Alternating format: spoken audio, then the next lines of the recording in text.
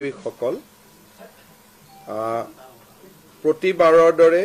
ডিব্ৰুগড়ত মই 4 দিনীয়া ভ্ৰমণসূচীলৈ আহিছিলো আৰু যোৱা 4 মাহৰ পৰা ৰাজ্য চৰকাৰৰ এখন কেবিনেট আমি ডিব্ৰুগড়ৰ পৰাই অনুষ্ঠিত কৰি আহিছো। আজিৰ কেবিনেটত ডিব্ৰুগড়ত আমি 6 জন মন্ত্ৰী আছিলো আৰু বাকি সকল মন্ত্ৰী ভিডিঅ' কনফাৰেন্সৰ যোগেদি আমাৰ লগত সংলগ্ন হৈছিল। আমাৰ কেবিনেটত আজি অসম পুলিচৰ আমি যি নতুন পুলিচ ষ্টেচন বনাই আছো বা পুলিচ ব্যাৰেক বনাই আছো, সাইবাৰ পুলিচ ষ্টেচন বনাই আছো, সেই ধৰণৰ কামবিলাক কৰিবৰ কাৰণে আমি মিছন মৈত্ৰী নামে এখন সোসাইটি গঠন কৰিছিলো। আজি মিছন মৈত্ৰীৰ বাবে কেবিনেটে 150 কোটি টকাৰ অনুমোদন কৰে। অহা 12 তাৰিখে আমাৰ ৰাজ্যত নতুন 10টা সমজিলাৰ কাম আৰম্ভ হ'ব। সেই দিশৰ প্ৰতি লক্ষ্য ৰাখি কেবিনেটে আজি অসম পুলিচৰ কাৰণে সমজিলা আৰক্ষী অধীক্ষকৰ বাবে 10টা পোষ্ট ক্ৰিয়েট কৰাৰ কাৰণে মঞ্জুৰি কৰে। অহা 12 আগষ্টত 10খন সমজিলাৰ উদ্বোধন হ'ব। কেবিনেটে 10খন জিলাত কোন কোন মন্ত্ৰী যাব উদ্বোধন কৰিবৰ বাবে তাৰ নিৰ্ধাৰণ কৰে। বকো 6 গাঁও সমজিলা উদ্বোধন কৰিবৰ বাবে মন্ত্ৰী জয়ন্ত মল্ল বৰুৱা যাব। পলাশবাড়ী সমজিলা উদ্বোধনৰ বাবে মন্ত্ৰী চন্দ্ৰমোহন পাটোৱাৰী যাব। ৰাঙাপাৰা সমজিলা উদ্বোধনৰ বাবে মন্ত্ৰী পীযুষ হাজৰিকা যাব। বৰছলা সমজিলাৰ বাবে অশোক সিংঘাল যাব। মৰিয়নি সমজিলা উদ্বোধন শ্ৰীমতী অজন্তা নেওগে কৰিব। তিয়ক সমজিলাৰ উদ্বোধন মন্ত্ৰী অতুল বৰা ডাঙৰীয়াই কৰিব। মাকুম সমজিলাৰ উদ্বোধন বিমল বৰা ডাঙৰীয়াই কৰিব। ডিগবৈ ৰূপেশ গোৱালা ডাঙৰীয়া, ধলাই কৃষ্ণেন্দু পাল আৰু দুধনৈ ৰঞ্জিত কুমাৰ দাস ডাঙৰীয়াই 12 তাৰিখে উদ্বোধন কৰিব। আজি আমাৰ ৰাজ্যৰ শিক্ষা খণ্ডৰ বাবে বিশ্ব বেংকৰ পৰা আমি 2750 কোটি টকা ঋণ লবৰ বাবে সিদ্ধান্ত লৈছো। এই ঋণ 90% ভাৰত চৰকাৰে উভতাই দিব, অৰ্থাৎ ৰাজ্য চৰকাৰে উভতাই দিব লাগিব মাত্ৰ 275 কোটি টকা। টোটেল লোন হ'ব 2750 কোটি টকা আৰু 90% লোন ভাৰত চৰকাৰে উভতাই দিব, ৰাজ্য চৰকাৰে উভতাই দিব নালাগে। এই 2750 কোটি টকা ঋণেৰে আমি শিক্ষকসকলক বিজ্ঞান অংকৰ ওপৰত ট্ৰেইনিং কৰা, হেডমাষ্টাৰ প্ৰিন্সিপালসকলক মেনেজমেণ্ট ট্ৰেইনিং দিয়া, সায়েন্স এণ্ড টেকনলজিৰ ওপৰত কাম কৰা আৰু ড্ৰপ আউট ৰোধ কৰাৰ বাবে এই পুঁজি ব্যয় কৰা হ'ব। এই পুঁজিৰ জৰিয়তে ৰাজ্যৰ 400খন স্কুলক সুন্দৰভাৱে নিৰ্মাণ কৰিবলৈ 3 কোটিৰ পৰা 5 কোটিকৈ টকা স্কুলত ব্যয় কৰা হ'ব আৰু 1733টা অংগনবাদী কেন্দ্ৰকো এটা সুন্দৰ পৰ্যায়লৈ লৈ অহাৰ বাবে প্ৰতিটো অংগনবাদী কেন্দ্ৰতে 25 লাখ টকাকৈ ব্যয় কৰা হ'ব। 1733 অংগনবাদী কেন্দ্ৰত ৰাজ্যৰ শিক্ষা খণ্ডত ই এক নতুন দিগন্তৰ সূচনা কৰিব। আমি বহুদিনৰ পৰা জাপানত অসমৰ শিক্ষিত ল'ৰাক চাকৰিৰ বাবে পঠিয়াবৰ বাবে এডভান্টেজ অসমৰ সময়ত কৰা চুক্তিৰ বিষয়ে আলোচনা কৰিছিলো। জাপানৰ পৰা 3টা কোম্পানীয়ে জাপান চৰকাৰৰ পৰা বিধিবদ্ধ অনুমতি লৈ অসমৰ যুৱক যুৱতীসকলক জাপানীজ লেংগুৱেজত শিক্ষিত কৰিব খুজিছে। জাপানৰ এই কোম্পানী 3টাৰ নাম হ'ল এছিয়ান ওৱান কোম্পানী লিমিটেড, জেচিক্স ভেঞ্চাৰ লিমিটেড আৰু মাইকো কেৰিয়াৰ পাৰ্টনাৰ্ছ লিমিটেড এই তিনিটা কোম্পানীয়ে অসমৰ ল'ৰাক জাপানী ভাষাত শিক্ষিত কৰিব আৰু জাপানত নিশ্চিত নিয়োগৰ সুবিধা দিব আৰু জাপানত যেতিয়া আমাৰ ল'ৰাই কাম কৰিব ইণ্ডিয়ান ৰুপিজত মাহত প্ৰায় 2.5 লাখ টকালৈকে উপাৰ্জন কৰিব পাৰিব এই বিষয়ে আমি এই তিনিটা কোম্পানীয়ে অসমত অহাৰ পিছত আলোচনা কৰাৰ পিছত আমি আৰু আপোনালোকক তথ্য দিব পাৰিম এই ট্ৰেইনিং প্ৰগ্ৰাম বিলাকত 3.5 লাখ 4 লাখ টকা পৰ্যন্ত খৰচ হয় ইয়াত যাতে ল'ৰা ছোৱালীয়ে খৰচবোৰ বহন কৰিব পাৰে সেই কাৰণে ৰাজ্য চৰকাৰে 1.5 লাখ টকাৰ ৰাজ সাহায্য আগবঢ়াব বাকি টকা ষ্টুডেন্টে বেংকৰ পৰাও ল'ব পাৰিব বা নিজেও ইমানখিনি পুঁজি তেওঁলোকে ব্যয় কৰিব পাৰিব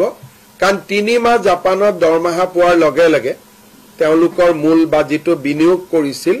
হেতু লগে লগে তেওঁলোকে উভতাই দিব পৰা পৰ্যায়ত আহি যাব আমি প্ৰথম পৰ্যায়ত 3000 অসমৰ ল'ৰাক জাপানত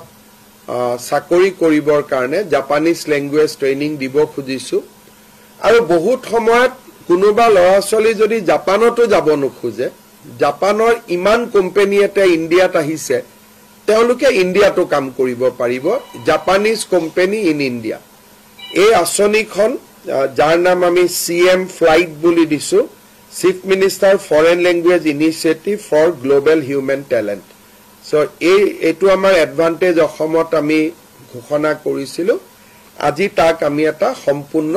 ৰূপ দিলো ইয়াৰ প্ৰত্যেকজন ট্ৰেইনিং লোৱা ল'ৰা ছোৱালীক ৰাজ্য চৰকাৰে 1.5 লাখ টকাৰ স্কলাৰশ্বিপ দিব আজি আমি আৰু এটা বহু ৰাইজৰ উপকাৰ হ'ব আমি সিদ্ধান্ত লৈছো আপোনালোকে জানে যে আজিকালি গুৱাহাটী ডিব্ৰুগড় যোৰহাট শিলচৰ বহুত মহানগৰীত মানুহ ফ্ল্যাটত থাকে যেতিয়া এবাৰ ফ্ল্যাট নিৰ্মাণ হৈ যায় তাৰ পিছত ফ্ল্যাটটো পৰিচালনা কৰাৰ দায়িত্ব ফ্ল্যাটৰ আবাসিকসকলৰ ফ্ল্যাটত বহুত ৰিটায়াৰ্ড মানুহ থাকে যেতিয়া ফ্ল্যাটবোৰত কেতিয়াবা ট্ৰান্সফৰ্মাৰ নোহোৱা হৈ যায় কেতিয়াবা পানীৰ ডিপ টিউবেল বনাব লাগে বা কেতিয়াবা ফ্ল্যাটটোক মেৰামতি কৰিব লাগে বিল্ডাৰজনেতো মেৰামতি নকৰে বিল্ডাৰজনে তেওঁলোকক দি থৈ গুচি গল ৰাইজে কষ্ট পায় সেই কাৰণে প্ৰয়োজন সাপেক্ষে ফ্ল্যাটত সামূহিক কাম কোনো ব্যক্তিগত কাম নহয় সামূহিক কাম কৰিবৰ বাবে এতিয়াৰ পৰা MLA সকলেও ফান্ড দিব পাৰিব আৰু ৰাজ্য চৰকাৰেও বিভিন্ন বিভাগৰ পুঁজি প্ৰয়োজন অনুসৰি দিব পাৰিব আনটাইড ফান্ডে হওক বা আন মিউনিসিপালিটিয়ে বিচাৰে কিবা ফান্ড দিব বিচাৰে তেওঁলোকে এতিয়াৰ পৰা ফ্ল্যাটতো পুঁজি দিব পাৰিব আগতে আমি গাঁৱত দিও নামঘৰত দিও মন্দিৰত দিও ৰাস্তাত দিও কিন্তু ফ্ল্যাটত আমি কোনো সহায় নকৰো এতিয়া আমি ফ্ল্যাটত সহায় কৰিব পাৰিম দুটা কন্ডিশন ফ্ল্যাটটো বিল্ডাৰৰ অধীনত থাকিব নালাগিব ফ্ল্যাটটো সোসাইটিৰ অধীনত থাকিব লাগিব দ্বিতীয়তে কামবিলাক কমন কাম হ'ব লাগিব যে গোটেই বিল্ডিংটো ৰং কৰা বা পানীৰ ব্যৱস্থা কৰা বা ফ্ল্যাটত এটা মন্দিৰ নিৰ্মাণ কৰা বা ফ্ল্যাটত এটা অডিটৰিয়াম নিৰ্মাণ কৰা যিবিলাক কমন কাম প্ৰত্যেকজনে ব্যৱহাৰ কৰিব পাৰে তেনেকুৱা ধৰণৰ কাম কিন্তু কোনোবাই যদি কয় যে মোৰ ঘৰখন ৰং কৰি দিয়ক সেইটো নোৱাৰে কিন্তু ফ্ল্যাটৰ বাহিৰটো ৰং কৰিব লাগে তাত চৰকাৰে ইচ্ছা কৰিলে সহায় কৰিব পাৰিব দ্বিতীয়তে আমি নতুন ডিপাৰ্টমেন্ট এটা কৰিছিলো আমাৰ ষ্টাৰ্টআপৰ বাবে আজি আমি এই কামখিনি আগবঢ়াই লবলৈ ডিপাৰ্টমেন্টৰ অধীনত আমি ডিপাৰ্টমেন্ট অফ ইনকিউবেশ্যন আৰু ষ্টাৰ্টআপৰ অধীনত Assam innovation and startup foundation নামে সেকশন 8 কোম্পানী এটা গঠনৰ অনুমতি দিও আমি লাহে লাহে ষ্টাৰ্টআপ ইকোসিস্টেমটো শক্তিশালী কৰাৰ কাৰণে এই সিদ্ধান্ত গ্ৰহণ কৰিছো ই ৰাজ্যৰ ষ্টাৰ্টআপ সকলক যথেষ্ট সহায় কৰিব আজিৰ কেবিনেটত মুখ্যতঃ এইকেটা সিদ্ধান্ত গ্ৰহণ কৰা হৈছে অতিৰিক্তভাৱে মিছন বসুন্ধৰাৰ অধীনতো আৰু 500টা অনুষ্ঠানক আজি কেবিনেটে ভূমি আবণ্টন কৰে নামঘৰ মন্দিৰ বা চৰকাৰী কাৰ্যালয় এই ধৰণৰ শিতানত সামূহিক যি অনুষ্ঠান সেই অনুষ্ঠানৰ বাবে আজি ভূমি দিয়া মঞ্জুৰি কৰে যদি আপোনালোকে কিবা খুদিব পাৰে আমি জুনে কৰে আমি তেওঁলোককে আগবঢ়াই দিম তাতে আমি এতিয়া 3টা কোৰ্স লৈছো জুনে ড্ৰাইভাৰ হ'ব খুজে সেকেন্ড জুন আইটিত জয়েন কৰিব খুজে লো লেভেল আইটি হলেও কথা নাই আইটিত যাব খুজে থাৰ্ড নাৰ্সিং তাৰ পিছত আমি আৰু এটাকৈ যোগ কৰাই গৈ থাকিম ইঞ্জিনিয়াৰ হক ডিপ্লোমা হক লাহে লাহে আমি তাক বঢ়াই লৈ গৈ থাকিম বৰ্তমান এই 3টা কোৰ্সত আমি অক্টোবৰৰ পৰা আৰম্ভ কৰিম কিন্তু ইয়াৰ কোনো লিমিট নাই কাৰণ জাপানত এভাৰেজ মানুহৰ বয়স হেতে 48 বছৰ অসমত এভাৰেজ বয়স হল 22 বছৰ সেইকাৰণে তেওঁলোকে অসমৰ পৰা 25,000 ল'ৰা ছোৱালী নিব খোজে কিন্তু ইমান ল'ৰা ছোৱালীক শিকাব পৰা এটো সম্ভৱো নহয় সেইকাৰণে এতিয়া আমি 3টা দি আৰম্ভ কৰিছো যদি ল'ৰা ছোৱালী আগ্ৰহী হয় আৰু বহুত কোৰ্স আমি খুলিব পাৰো আৰু এভাৰেজ দৰমহা 2 পৰা 2.5 লাখ টকা পায় ড্ৰাইভাৰ হলে 1.5 লাখ টকা পাব আইটি হলে 2.5 লাখ টকা পাব আইটি মানে সফটওয়্যার ইঞ্জিনিয়ার হব না লাগে সাধারণ কম্পিউটার ট্রেন হলে হল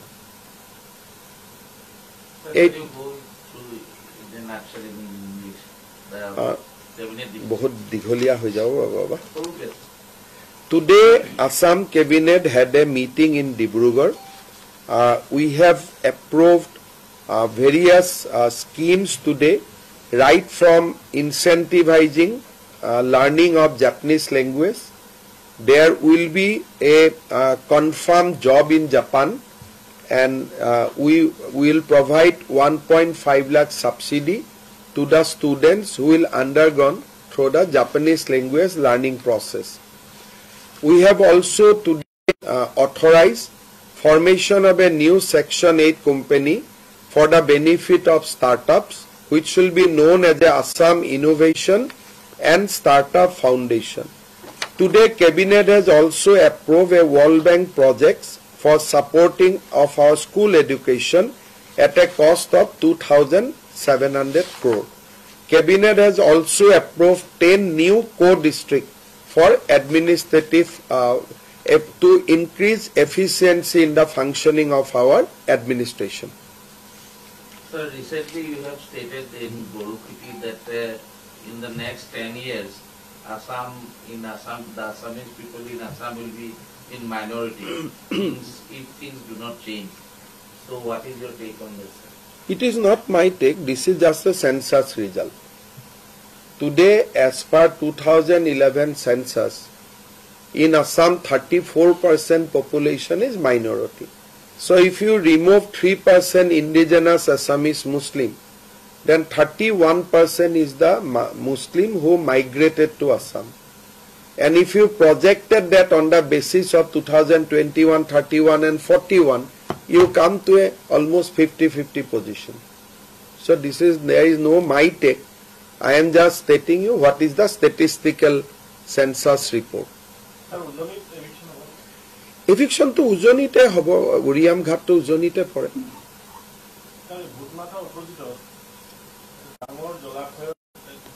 আজিৰ পৰা ডিস্ট্ৰিক্ট এডমিনিষ্ট্ৰেশ্যনে চাইছে কি ঘটনা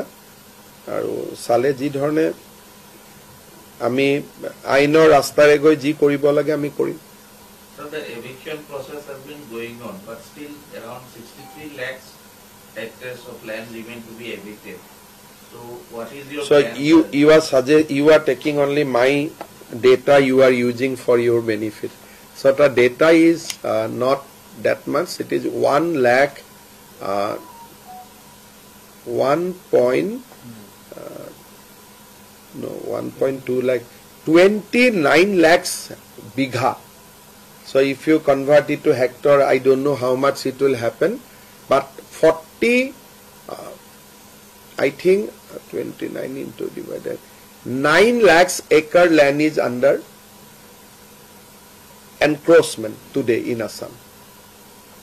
And I can't plan it for so much land. My life will finish, then also it will not get vacated.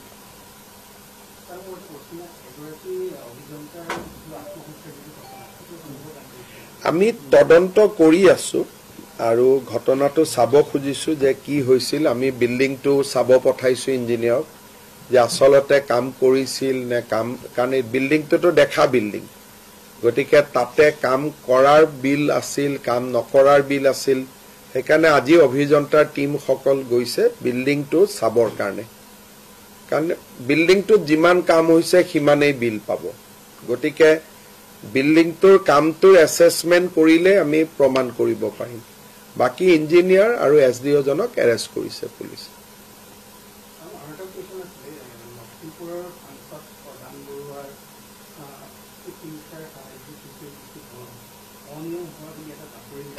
তেনে কিমান 5,000 6,000 টকা দিয়া যায় এটা সিএম ৰিলিফত আমি কিমান দিওঁ মই ভাবো এই নিউজ বিলাকৰ বহুত বেছি ফ্যাকচুৱেল কথা নাথাকে সিএম ৰিলিফ ফাণ্ডৰ পৰাটো কোটি টকা নিদিও আমি কাবাক 10,000 কাবাক 15,000 আৰু অনিয়মটো আপুনি কবই না কালি যদি আপুনি মোৰ আগত আহি কয় যে মোৰ মামাৰ বেমাৰ হৈছে মইতো আপোনাক লিখি দিম গতিকে এইবিলাক কথা কিমানখিনি আমি 1 লাখ মান চেক দিছো কবাত একজন দুজনে আমাকো কান্দি লৈ যায় বেমাৰ বুলি কয় পেটৰ বিষ বুলি কয় পিছত পেটৰ বিষ নহয় সাৰ্টিফিকেট এখন ডক্টৰে আনি দিয়ে এইটো ডক্টৰৰ সাৰ্টিফিকেটখনো থাকে গতিকে এইবিলাক কথাত ইমান চাব গলে সৰকাৰখনে খালি ইনকুৱাৰি কৰি থাকোতে 5 বছৰ সময় পাৰ হৈ যাব গতিকে কিবা স্পেসিফিক কথা থাকিলে ইনকুৱাৰি কৰা ভাল কিন্তু এনে আৰু প্ৰধান বৰুৱাৰ নামতে ইমান অপজক এটা জাপি দিয়াটো কিমান গুৰুত্বপূৰ্ণ হ'ব এজন 25 বছৰ ৰাজনীতি কৰা ব্যক্তি এজনক আপুনি এটা শব্দতে তেনেকে কৈ দিয়াটো কিমান উচিত হ'ব এটা আপুনিয়ে বিবেচনা কৰিব কাৰণ প্ৰধান বৰুৱাৰ ট্ৰেক ৰেকৰ্ডটো মই আজিলৈকে কোনো ধৰণৰটো খেলি মেলি মই শুনাও নাই তো জীৱনত প্ৰথমবাৰে আপোনাৰ মুখত শুনিছো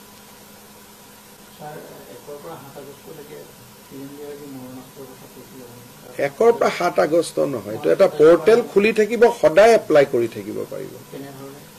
পোৰ্টেলটো খুলিলেহে আপোনালোকে দেখা পাব 1 তাৰিখে আমি খুলি দিম একো হ'ব পাৰে 1 বা 7 তাৰিখে মোৰ সময় চাই পেলাই উদ্বোধন কৰিম তেতে আপোনালোকে মাৰানষ্টৰ বাবে আবেদন কৰিব পাৰিব